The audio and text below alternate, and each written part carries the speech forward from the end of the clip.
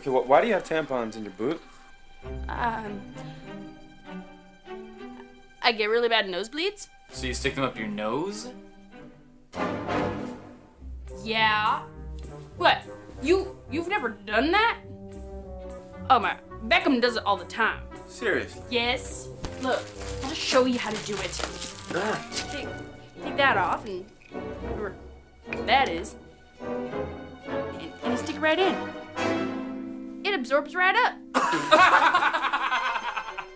A teenage girl dresses as a boy and joins a rival high school soccer team. This week, we discuss what not to do when you have a nosebleed, the dainty way to eat chicken wings, and if kissing booths exist in real life.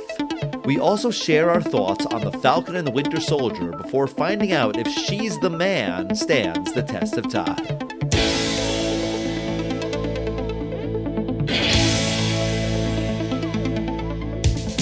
Test of time, James and Alan have their say. Do the movies you love still hold up today? James says gladiator with the glutton. Alan says as a father blah blah. It's the test of time, James and Alan have their say. Do the movies you love still hold up today? Test of time, James and Alan have their say. Do the movies you love still hold up today?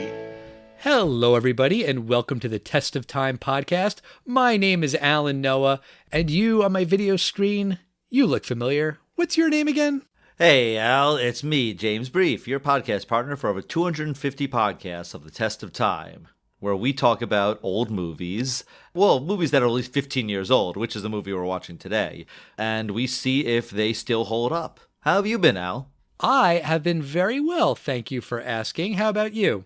I'm doing well, Al. Good. Glad to hear it. So today we're going to be talking about She's the Man. But first, I want to talk about The Falcon and the Winter Soldier, the second Disney Plus MCU series. It wrapped up its first, maybe only season. Maybe it'll have a second season. Who knows? But I really enjoyed this show a lot. I thought it was fantastic. I love Anthony Mackie. I love Sebastian Stan. I just thought it was great. Did you watch it? I did. I enjoyed it for being enjoyable. That's it. I don't think I enjoyed it as much as you did. I wasn't blown away by it. I was like, oh, okay, it's an interesting enough story. It took a different spin on the snap of the Marvel Cinematic Universe. So, I thought the parts of it were intriguing. I just wasn't as blown away as I was by WandaVision. Like, that was just something so different. And, Falcon and the Winter Soldier was a really fun, action, espionage, counterterrorism kind of film. You say film, it was a TV series, but it really did have more of a cinematic feel. It felt like a 6-hour or I don't know, maybe 5-hour movie, whereas WandaVision felt more like a TV show because in a lot of ways it was about television. A lot of it was in full screen and it definitely had more of a TV kind of a feel. I thought that Falcon and the Winter Soldier was really well done. I mean, it had its problems, to be sure. The Flag Smashers, the villain of Carly, I thought that was a little bit underwhelming, to be honest. I'll say spoiler warning, but I mean, the day after the episode aired, Disney announced a fourth Captain America movie, and the end of Endgame is with Captain America telling Sam, you are going to be the next Captain America. So the fact that that's where the show ended up really isn't surprising. But I thought that they did a really good job of handling how it would feel for this black character to take on this mantle. I thought that Wyatt Russell did a great job as this kind of in-between Captain America that you sort of love to hate. And I will say, a couple weeks back when we were talking about the possibility of a black Superman movie, I was saying that, boy, wouldn't that be interesting if Superman saves the world and then Clark Kent is driving home and he gets pulled over because he's a black man driving a nice car in Metropolis. That would be an interesting plot point. And then we watch this show where Falcon is an Avenger and helped defeat Thanos, and then he's walking down the street in Louisiana and a cop comes up to him and says to Bucky, hey, is this guy bothering you? So I'm going to pat myself on the back a little bit. Like other people are thinking the way I'm thinking, and I think it makes for good storytelling. You know, I actually didn't know about the movie announcement, and this series really does bridge the story between Endgame and Fourth Captain America if it, stars Anthony Mackie, because that makes sense to people. And I think that's a wise decision on Disney Marvel's part, because, okay, how exactly did it go from an old man giving a shield to this guy becoming the accepted Captain America? I think it's a nice little bridge. These TV shows are kind of all functioning as a bridge until the next movie. Because of COVID-19, there's been a much longer than usual gap between our superhero movies. And The Falcon and the Winter Soldier really beautifully sets up the next Captain America movie. Did you notice that, like, at the end of the series, they sort of, like, changed the title to Captain America and the Winter Soldier, like, in the end credits? Yeah, I did, and I thought that was a pretty cool. Whether or not that actually becomes the season 2, if there is a season 2, even if it ends, that's actually kind of a cool way to end it. That we changed the title of the series in the last second. I think that's pretty cool.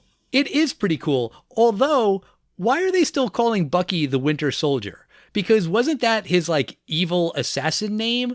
Like, shouldn't he not be going by the Winter Soldier anymore? Like, he should be Bucky or White Wolf. That's what they were calling him in Wakanda. Like, give him, like, a new reinvented name, right?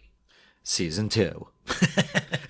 Also, I was thinking they don't even need to change the title, because if Captain America is getting a new movie or a series of movies with Sam as Captain America, just keep the title as The Falcon and the Winter Soldier, and then tell the story of Joaquin Torres, who is presumably going to be the new Falcon, Sam's right-hand man who kind of picked up the broken wings and looked at them and said, and Sam was like, they're broken, keep them. Like, that could be interesting. Let's hear that guy's origin story. Let him become the new Falcon. But let's turn to the third movie in our gender-bending trilogy. The movie is called She's the Man. It came out in 2006, in March 2006, so it qualifies for our 15 years or older rule. And when we were talking about doing Ladybugs and Just One of the Guys, you suggested that we do She's the Man also. I gotta be honest with you, when you first said it, I kind of thought you were kidding. But you were like, no, let's do this movie. So, like, you'd seen it before, I guess? It's a film that I caught on, like, HBO or something. That's the film I thought would be the follow-up to Ladybugs. And I was like, oh, well, let's do the film from 10 years later, where on its surface, it's the same premise of a boy disguising himself as a girl to be on the soccer team. This one's a girl pretending to be a boy to be on the soccer team. And, then we turned it into an interesting trilogy. But there's no Rodney Dangerfield in this one. Although there is David Cross as, like, the elder statesman of comedy, I guess.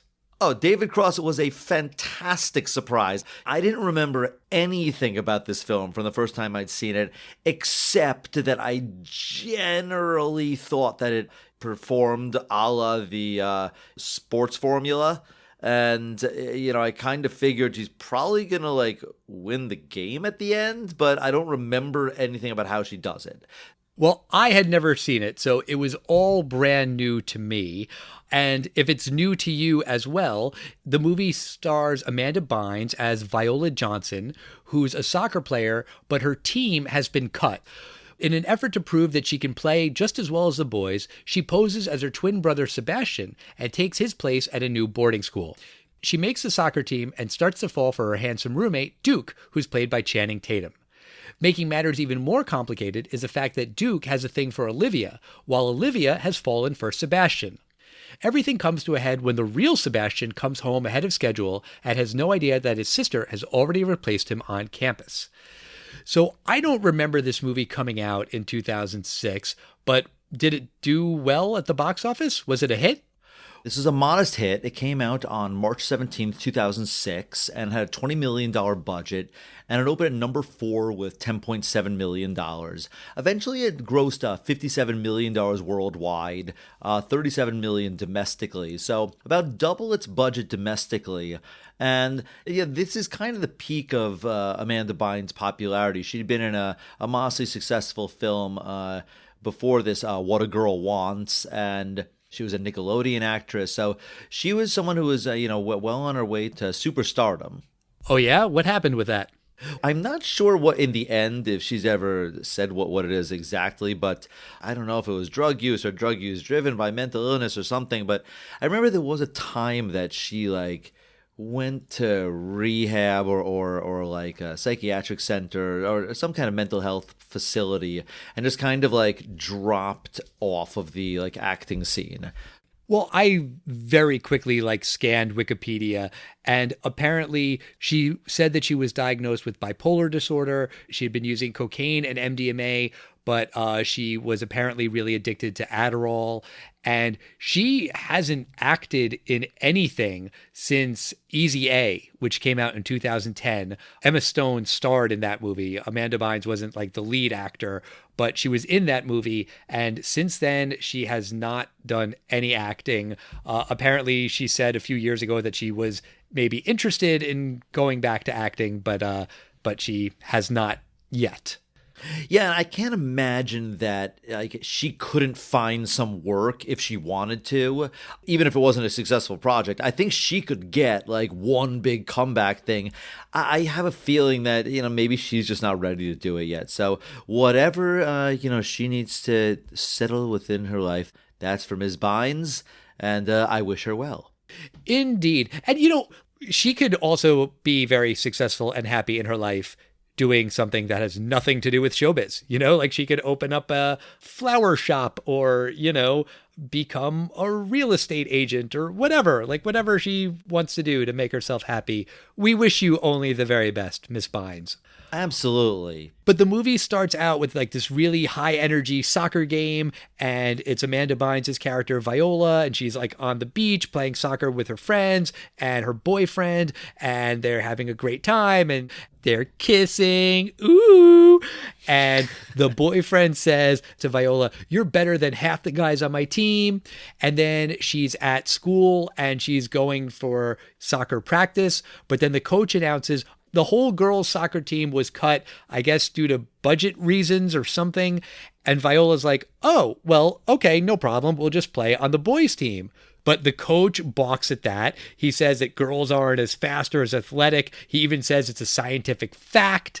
And then Viola turns to her boyfriend, who's on the boys' soccer team, looking for support.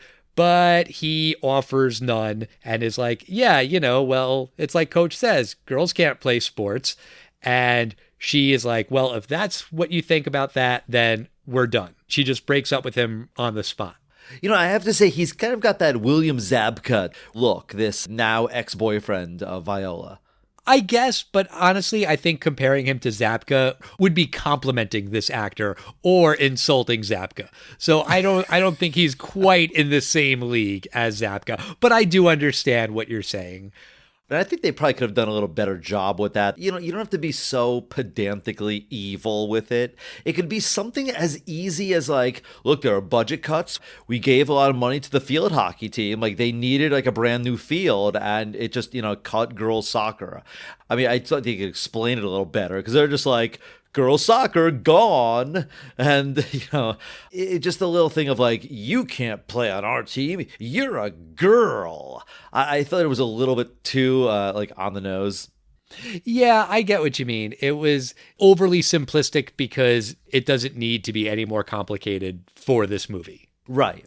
And one thing I like about this film, as opposed to some problems I had with the previous films, Just One of the Guys and Ladybugs, is that Viola now has a clear reason why she needs to change her gender for the purpose of this film, because she needs to be able to disguise herself as a boy and be able to get onto a boys soccer team. And specifically, she needs an opportunity to play on a soccer team that might be able to play against her original high school that cut her, Cornwall High School.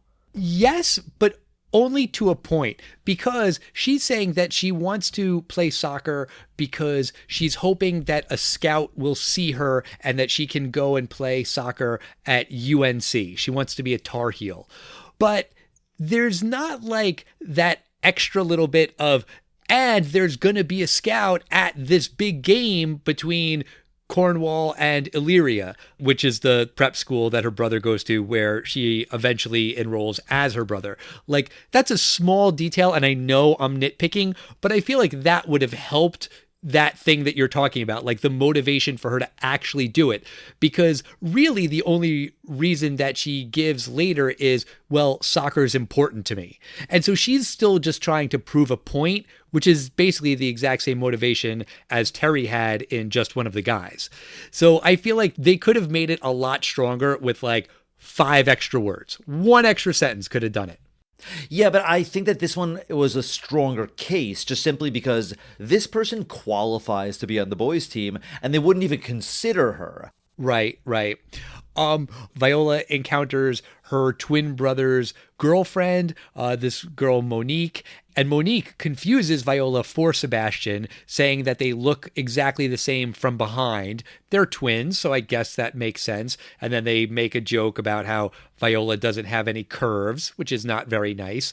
Monique says to Viola, tell your brother that he should call me. And Viola says, oh yeah, what's your number? 1-800-BIATCH? And right at that moment, I was like, okay, so this is the kind of comedy I can expect from this movie. 1-800-BIATCH. I have to say that Amanda Bynes, I thought she was very funny in this film. I thought there were a lot of things that were very well done. Something we haven't mentioned yet, this film is a much higher quality film. Not the merits of the film, but the budget of the film, I mean, it's $20 million, but this is shot so much better than either of those low-budget films. Wouldn't you at least agree with that? You mean then Ladybugs and Just One of the Guys? Correct, yeah. I mean, the cinematography, the way this film looks. I agree with that. I mean, also, it's just shot on better cameras. It's shot in a higher definition. So it definitely looks better. Yes, I agree with you.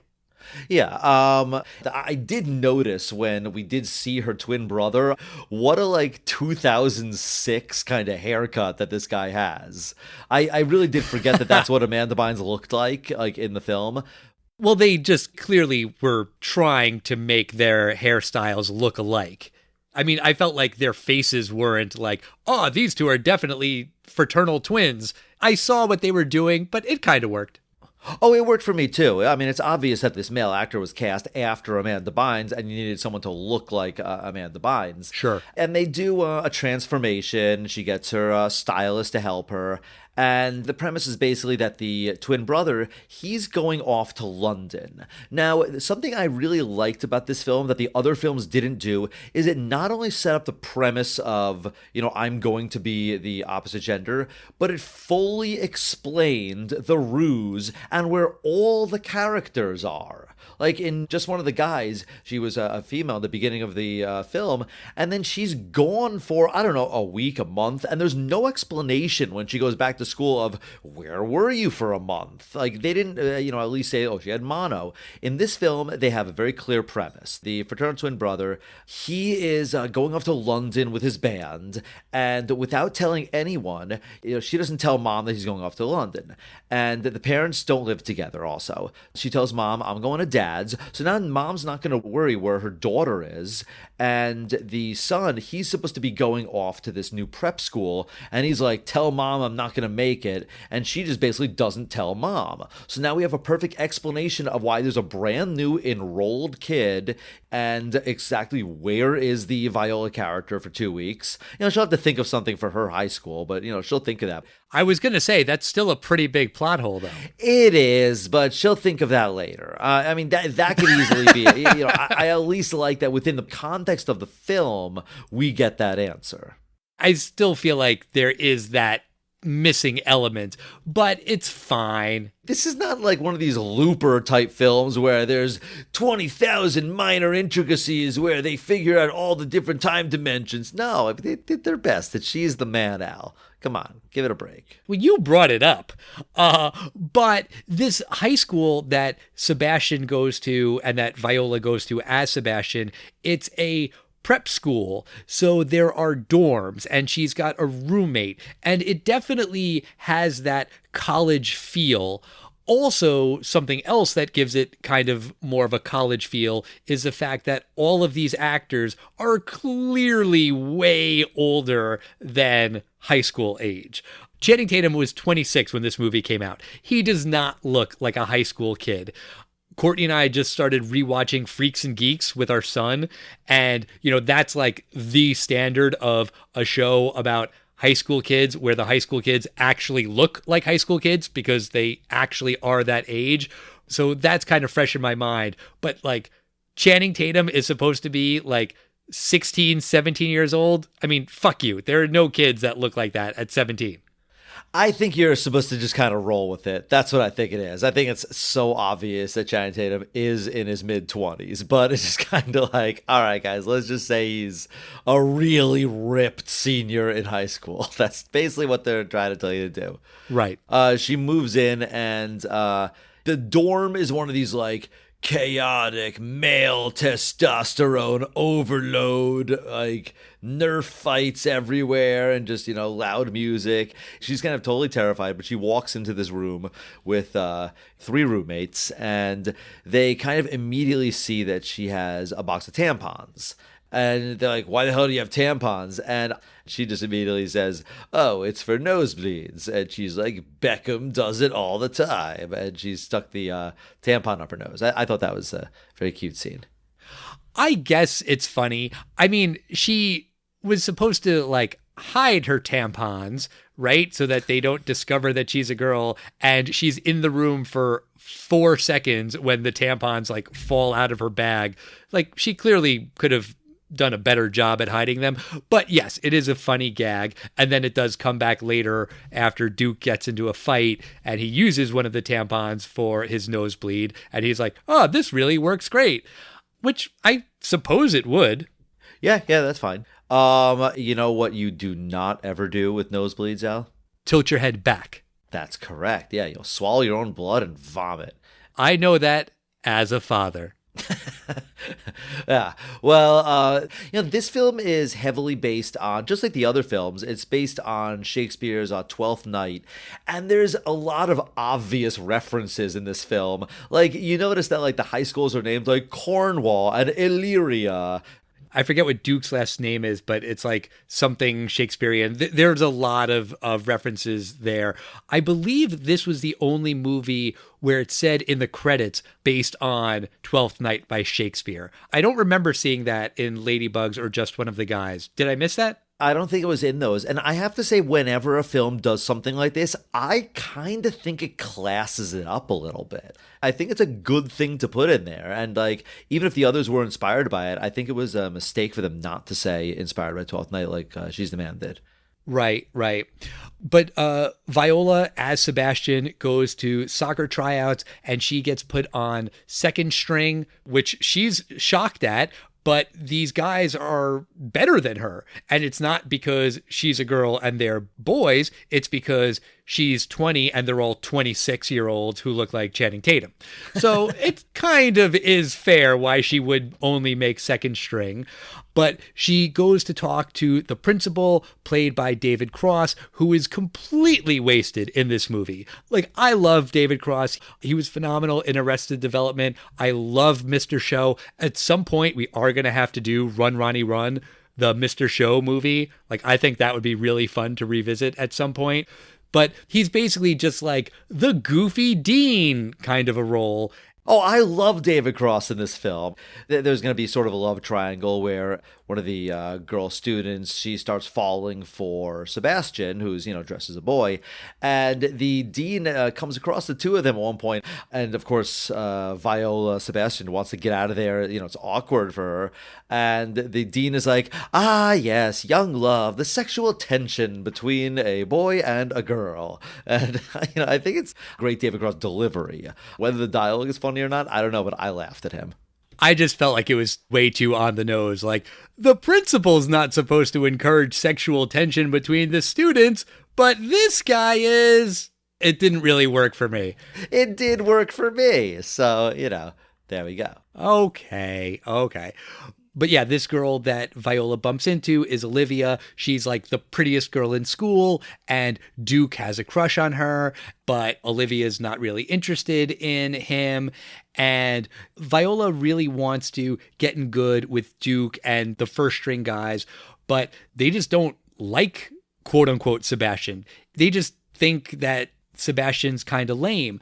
So Viola calls her friend Paul, who is the guy who like made her out to be a boy, and they set up this scene at like the local pizza place where Viola's friends, who are very attractive girls, are going to go up to Viola as Sebastian and be like, "Oh, Sebastian, why can't we get together again? You're so hot. You're like a sex machine, blah, blah, blah." And all of this happens in front of Duke and the other guys. So then they think that Sebastian is cool because he's got girls fawning all over him. Except then Monique shows up, who is the real Sebastian's real girlfriend. And she's like, "I want to talk to you, Sebastian." But that's weird because why would she think that Sebastian would be there? Like, she doesn't know that the real Sebastian is in London, but why would she think that he was going to be at this pizza place at this random time? It's a popular pizza place. It's Sebastian's favorite pizza joint in town, maybe? Yeah, exactly. Oh, I thought this scene was fantastic. I thought it was really funny, actually, with all these girls, like, coming up to him and, kind of awkwardly pausing and waiting for, like, their little, slap on the butt as he's like, "Whatever, babe." And, because the whole point is he's supposed to be rejecting them. And I thought it was actually very cute. I thought it was a very well done scene. Aw, you like this movie, James. You're like Duke with your crush on Olivia. I can tell you like it. You're so obvious. Oh, Al, you're so obvious in your hatred. I am. I really am. But speaking of like the obvious crush, there's a chemistry class and Duke really wants to get paired with Olivia, but Sebastian gets paired with her, and Duke's kind of jealous. And Duke gets paired with Eunice, who is this nerdy girl, and she's a nerd because she has braces, and not just like regular braces, but like headgear, like the thing that attaches to your head. Glasses too, yeah. I mean, this is like a very 1980s kind of caricature of a nerd. This is Joan Cusack in Better Off Dead. Like, you would think that by 2006, they would not be doing this sort of stupid trope of a nerd.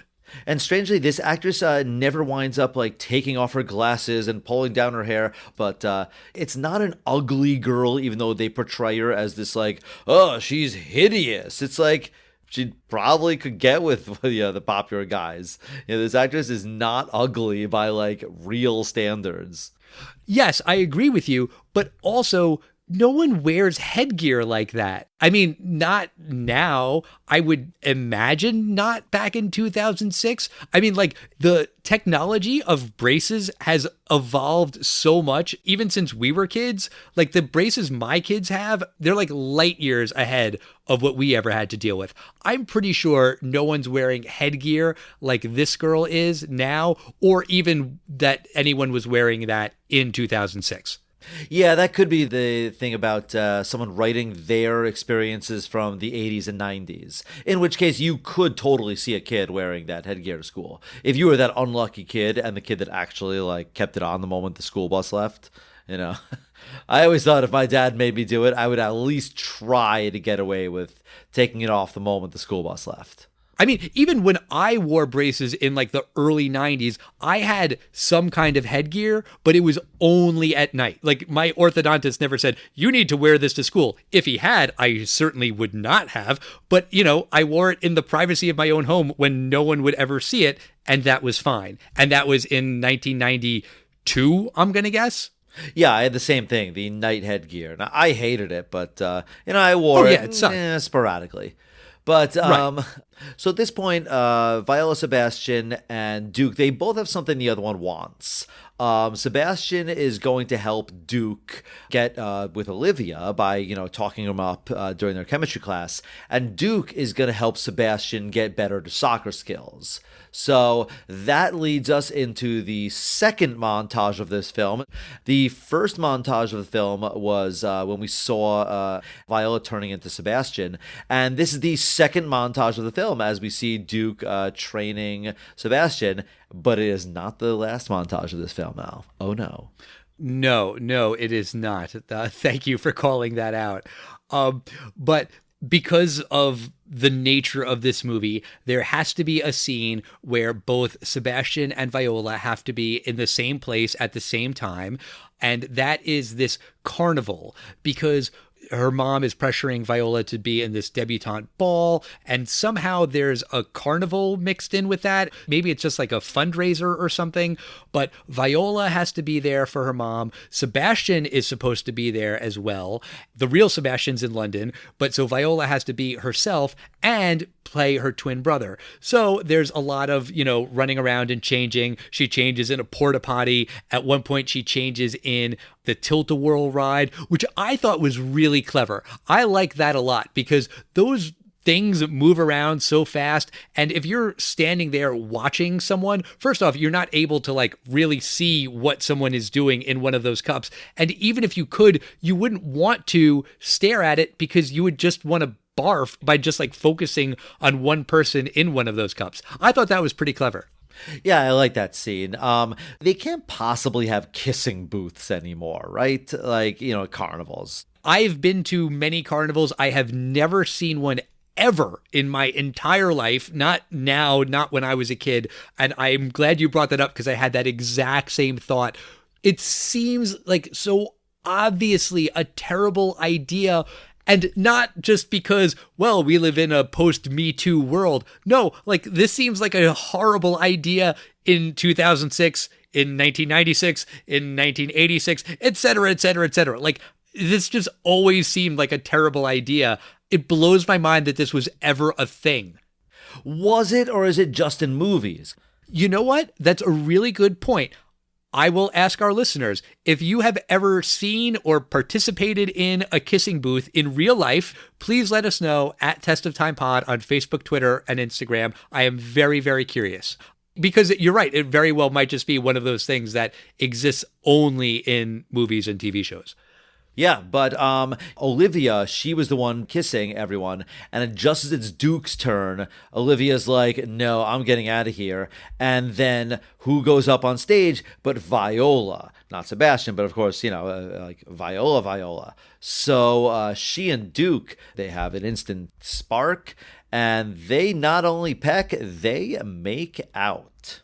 Right, which would presumably be not what you're supposed to do in a kissing booth. Again, I don't really know the rules of how these things work because I've never seen one in real life, but they are making out, and then Viola's ex-boyfriend, the jerk who said that she wasn't good enough to play soccer, he shows up, he picks a fight with Duke and gets the upper hand on Duke, which is funny because this actor, I guess he looks mildly athletic, the ex-boyfriend, but there's no way this guy could beat the crap out of Channing Tatum. Just no. There's no fucking way. Oh, no, he's cast well as a douche. He's not cast well as a jock. Right. Yeah, you hit the nail on the head. Exactly. But now Duke is kind of in this weird spot because he's had this major crush on Olivia forever, and he's been asking Sebastian to get him a date with Olivia, but now he kind of likes Viola. So Viola, as Sebastian, is asking him, well, who do you like better? Who do you like more? What does your heart say? And then Viola's like, wait, that's not what a boy would say. Who would you rather see naked? And then Duke is like, why do you always talk like that, Sebastian?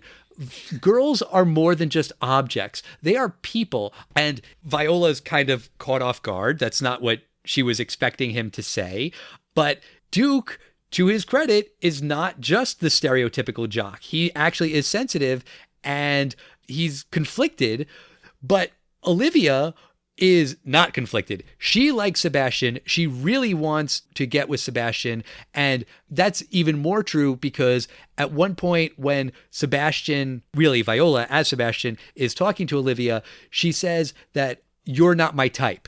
And Olivia's not used to hearing that sort of thing. She's beautiful. She's the most popular girl in school. And when she hears you're not my type, she thinks, oh, well, now I have to get this guy. It's sort of like the hell hath no fury like a woman scorned thing, which I kind of didn't get this because To me, Olivia should have heard "You're not my type" and immediately thought, oh, Sebastian is gay. Like, that should have been her immediate thought, right? That's a very interesting point out. It's probably what you'd write it if the film was being written today. Right. I mean, she does say later that she heard about that whole thing where Sebastian was fending off all of those girls at the pizza place. She wasn't in that scene, but she'd heard about it. So maybe that's like the reason why she doesn't jump to that conclusion. But she decides she's going to ask out Duke, and she's only going to do that to make Sebastian jealous. But that also doesn't make any sense because Sebastian told her to ask out Duke. So like taking that advice is not going to work to make Sebastian jealous. It's just like circular logic that isn't logical at all. I agree with you. It might not be totally set, but she does set up this date, and the date comes after a third montage in the film where we do see that Sebastian's gotten a lot better in soccer. So now it's date time, and it's a double date. Olivia and Duke are going out. Sebastian joins them along with Eunice. Right, Eunice being the nerdy girl with the headgear. I thought this was going to be like a bigger scene. It's really quick. Like they go to this pizza place, Olivia and Duke have nothing to talk about, and then Sebastian and Eunice show up, and then everyone leaves. It was over really quick. I was expecting it to be like a big part of the movie. It's really not. There is a bigger moment at this debutante luncheon, which Viola goes to as herself, not as Sebastian, and she's not into this whole thing. She doesn't want to be a debutante. She's not into frilly dresses.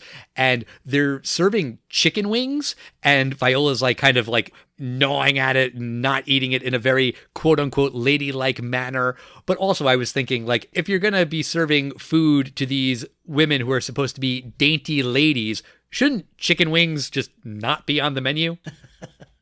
Well, I mean, I guess you have to learn how to eat chicken, like if you're served a quarter chicken. So, I'll bet you there's the proper way to eat it, and she is not playing that game.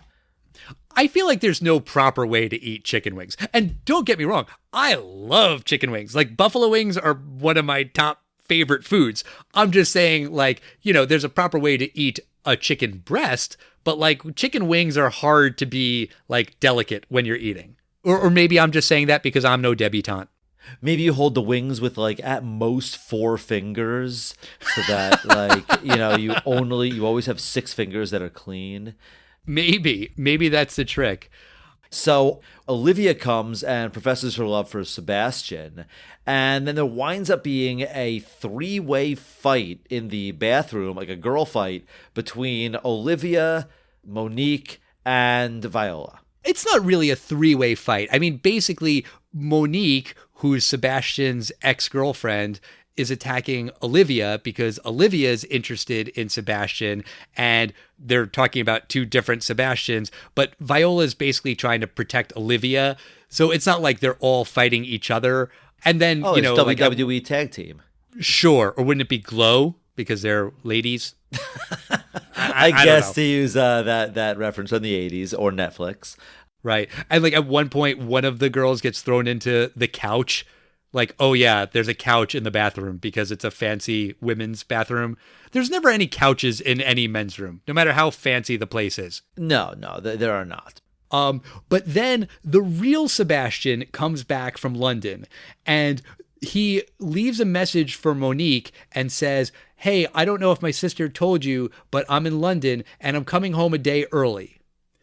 This really bothered me. That's the laziest written line I've heard in a really long time. You don't know that I'm in London, but I'm coming home a day early.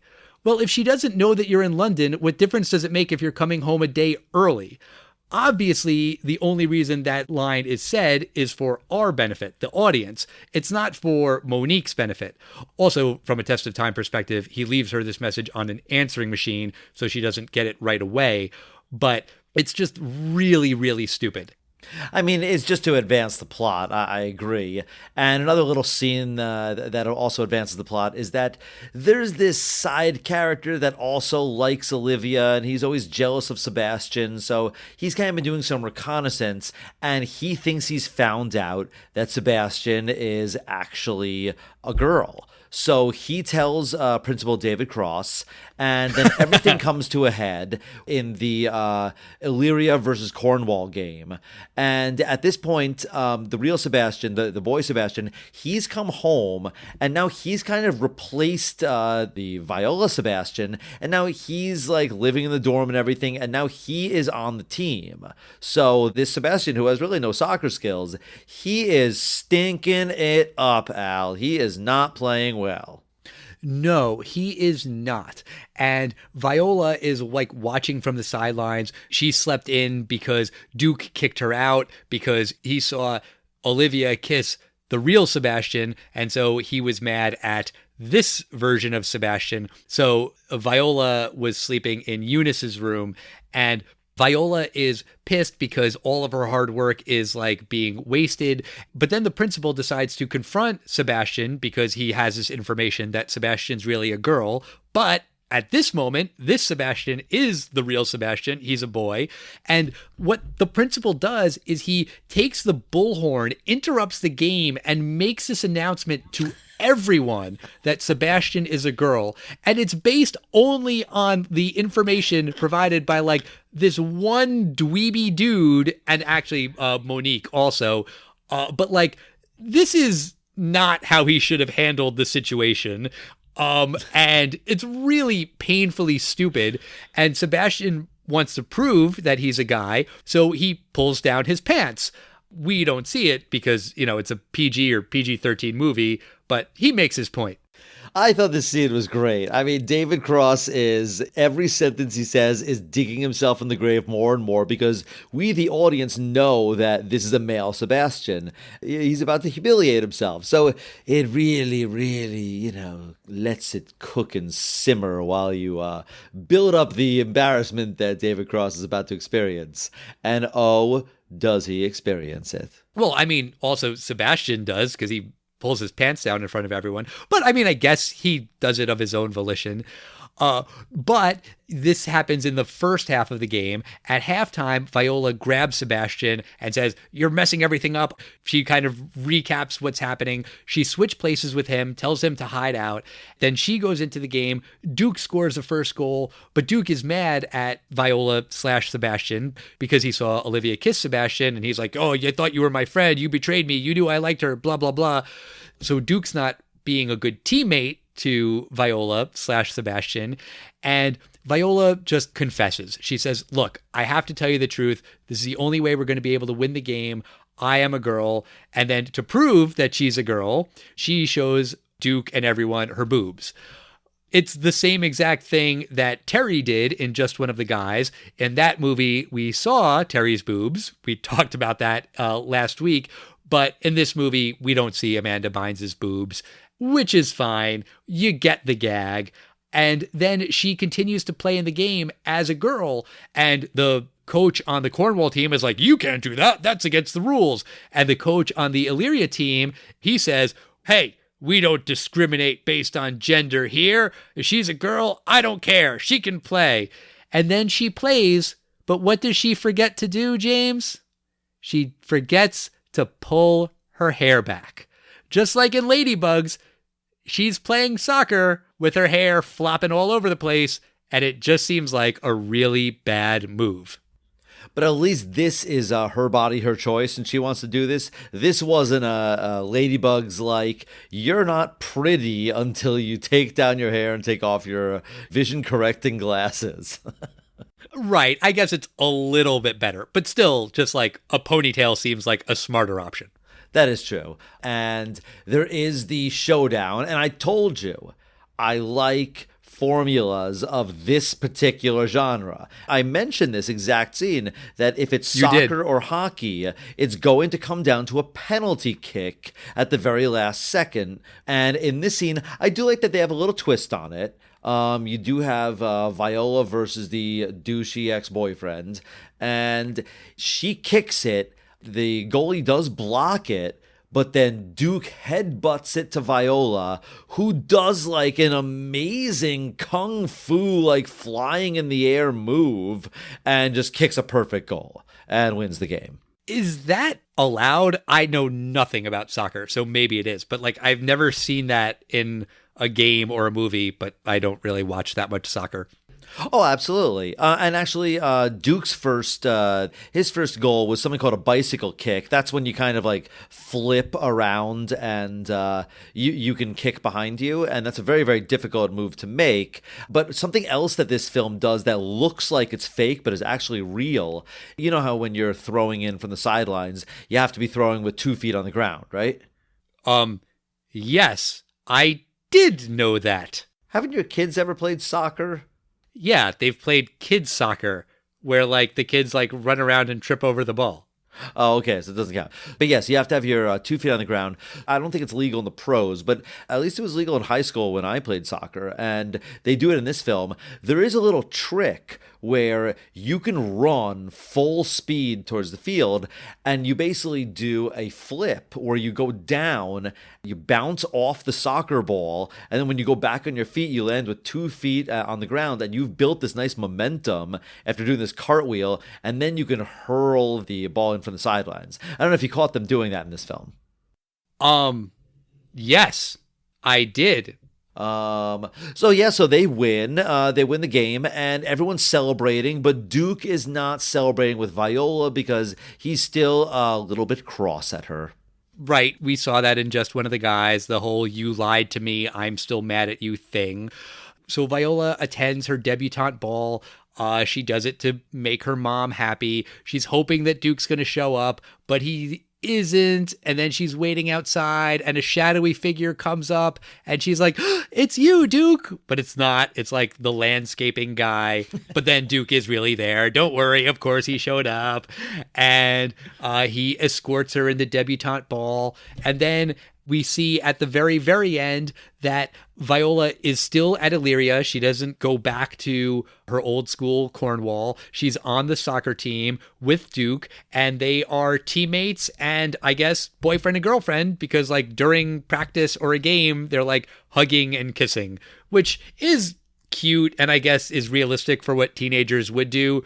But I could imagine the coach being like, listen, guys, it's great that you're happy and in love and all that, but keep it off the field. Oh, and it's not just any coach. This is Vinnie Jones. Vinnie Jones is awesome. You recognize this guy, right? He looks familiar. What else has he been in? Well, he was actually a professional footballer. He played in the English Football League. He's been in Snatch, Lock, Stock, and Two Smoking Barrels. He was in the bad X-Men film, X-Men The Last Stand. He was Juggernaut. He's kind of like this brute character. That's kind of what he's typecast as. But what does football have to do with soccer? Oh, I meant, international football, F-U-T. But that's not how you spell foot. It just seems wrong on like all levels. But this is the end of the movie. James, you clearly liked She's the Man. You clearly liked it more than I did. But do you think that She's the Man stands the test of time? I want to ask you a question first, and I'm sure there is an answer to this, but this is based on Shakespeare's Twelfth Night, where there is some kind of male character dressed as female, and but the thing is, in Shakespeare's time, wasn't it only male actors, and that the female roles were played by men dressed like women? Isn't that true? I believe so. That's at least one of those things that we learn in high school, but how would you pull off? Oh, no, this isn't a woman dressed as a man. This male actor, he's a woman, but not playing a woman. He's playing a fake woman. How would you really pull that off? I guess it's just a thing that the audience bought for whatever reason. I guess so. But this film, this is easily the best of the 3 films that we've reviewed. There's no question about that. Yes, I did like this film. I have to say, I think it has to do with the fact that I had to watch Ladybugs and Just One of the Guys over the last 2 weeks. I mean, those were not really good films. I would say we watched them in the order of quality. I think Just One of the Guys was a better film, still a bad film. And this film, I think, was the first good film that we saw. I thought the plot, didn't answer every single loophole, but I think the script was smart enough to answer a couple things that this film, based on the other films we've seen in our little series, they didn't feel that the audience was entitled to an explanation of. So I did at least like that this film tried to explain some of those things. I thought that Amanda Bynes was very good in this film. I think Channing Tatum, yes, he's obviously like several years older than Amanda Bynes or any of the other characters, but whatever, you let it slide. David Cross was a totally unexpected delight. I thought he was very funny. And, Vinnie Jones is great. And it's a sports film by the numbers. And I thought that, it was fun. And yeah, I'm going to say that this film, for the first one of any of these films in our little trilogy here, this one I do think stands the test of time. What do you think, Al? Will you at least comment on if you think this film is a better film than the other two? I mean, I don't know that this is the best movie of the three that we've done. I think this is pretty bad. I think it's pretty cheesy. I agree with you that it sort of takes some of the things that Ladybugs does but doesn't do great, and some of the things that Just One of the Guys does and doesn't do so great, and makes some improvements here and there. I'll grant you that. But I don't think it adds up to a good movie. I think it still has a lot of the same problems that those other two movies had. One of the reasons I said that Ladybugs didn't stand the test of time was because that's like the nightmare of these Republicans who make laws about trans kids playing in sports. This is the same kind of scenario that Republicans worry about, or at least pretend to worry about. Something I said about Just One of the Guys was that in the end, the boys are boys who like girls and the girls are girls who like boys, and there's no variation on that. This movie, like the others, had an opportunity to do something different, and it just didn't take it. If you make this movie today, you definitely have to include a trans character, a non-binary character, a gay character. While I was watching it, I was thinking of the perfect moment when that could have happened, when the Illyria coach is saying, we don't discriminate based on gender. We don't discriminate based on anything because I know what it's like. And then that character reveals that he is trans. That would be cool. And, it's 2006, so people weren't really talking about trans people in the way that they are today, even though it's only 15 years ago. A lot has happened in those 15 years. I also looked up debutante balls because this is a fascinating concept to me. I grew up on Long Island, New York. We don't have debutante balls here, or if we do, I've never seen them or been invited to them or heard about them. But I did a little bit of research on debutante balls. Apparently they started as a way for wealthy families to introduce their daughters to society, and they would make their debut. That's where the word debutante comes from. They would basically just say, she is of marrying age, someone marry her. And apparently debutante balls still do exist, but they're not really about that. They're more just kind of like rite of passage, coming of age parties, like a bat mitzvah or a quinceañera kind of a thing. So debutante balls do still exist, but not in the way that they used to in olden times. And in this movie, it's not like really about marrying the debutantes off. So I guess that does kind of stand the test of time. I also read this article on Refinery 29 about how She's the Man really does a lot with being progressive in terms of gender roles. Like I was saying before about how Duke doesn't like it when Sebastian talks about girls as just pieces of meat. Like, that's a great attitude for Duke. And when Viola is pretending to be Sebastian, she says that, oh, I can't handle the frog dissection, and that's going to make me pass out. And Olivia is very attracted to that quality in Viola, that, oh, most guys wouldn't admit that. So the movie does sort of play with standard traditional gender roles, and you could say that it's progressive in that way. But unfortunately, it doesn't really do enough with it, I don't think. But that's all kind of just besides the point, that this movie just really isn't great. I also should point out that Viola's ringtone on her cell phone is Barbie Girl by Aqua. And on Sebastian's wall, he has an OAR poster. And on Duke's wall, he has a Sum 41 poster. Remember those bands? I think the soundtrack in this film was fantastic for a 2006 film. It really does capture 2006 as a soundtrack. You have to admit that, Al.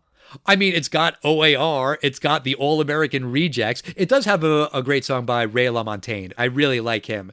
But this is a teen film in 2006 capturing popular music from 2006. And I think they did that well. Fine, but I will point out that the musicians that are name dropped in Just One of the Guys that came out in 1985 are Elvis Costello, Bruce Springsteen, James Brown, The Clash. Those are names that people still recognize today. OAR and Sum 41, nobody remembers. My apologies to any OAR and Sum 41 super fans or members of the bands themselves if they are listening. Sorry, guys, you were totally awesome 15 years ago. But I'm going to say, no, this movie does not stand the test of time. It did not impress me the way it impressed you. Sorry. Obviously not.